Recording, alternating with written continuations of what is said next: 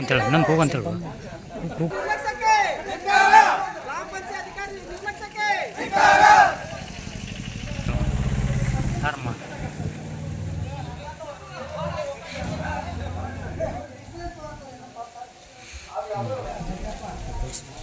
ಈಗ ಸದ್ಯ ಅಂದ್ರೆ ಲೈಟ್ ಇಲ್ಲ, ನೀರಿಲ್ಲ.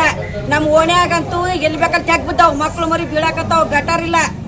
ಆಮೇಲೆ ಏನೇನು ಸೌಲಭ್ಯ ನಮ್ ಓಣಿಗಿಲ್ಲ. ನಮ್ದು ಇದು ನ್ಯಾಯ ಈಗ ನಾವಂತೂ ಇದು ಆಗ ತನಕ ಅಂತೂ ಪಂಚಾಯತಿ ಬಿಟ್ಟ ಹೋಗುದಿಲ್ಲ.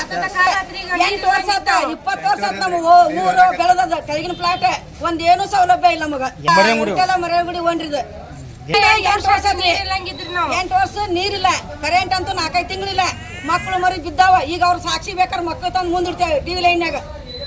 ಈಗ ನಮಗೆ ಸಮಸ್ಯೆ ಆಗೋ ತನಕ ಅಂತೂ ನಾವು ಈ ಜಾಗ ಬಿಟ್ಟು ಹೋಗೋದಿಲ್ಲ. ಏನ್ ಬರ್ಲಿ ಅವ್ರು ಯಾರು ಮನೆ ಬಂದಿಲ್ಲ, ನಮಗ ಯಾರು ಬಂದಿಲ್ಲ. ಸಾಹೇಬ ಮನೆ ಇಟ್ರು ಕರ್ ಹೇಳಿ ಲಾಡ್ ಸಾಹೇಬ ಅವ್ರಿಗೆ ಇವ್ರು ಮನವಿ ಮಾಡ್ಕೊಂಡಿಲ್ಲ.